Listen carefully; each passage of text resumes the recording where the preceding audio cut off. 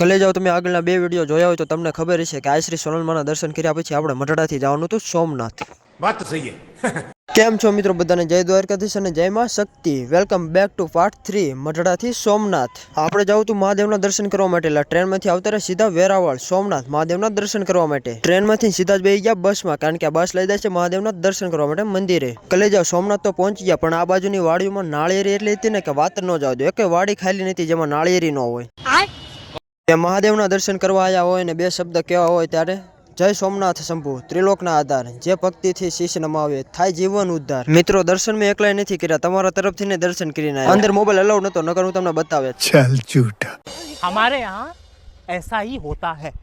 સોમનાથ આયા હોય ને મંદિરે દર્શન કર્યા પછી આપણે આવતું રહેવાનું સીધું દરિયે મોજ મસ્તી કરવા માટે. કલે જાઓ આ બે આગળ ને આગળ થોડા જાય છે, કારણ કે આ બે પહેરા છે સંપલ ને આપણે પહેરા છે બૂટ. ખોટો રિસ્ક લેવાનો થતો નથી, એક તો બૂટ માંગેલા હોય.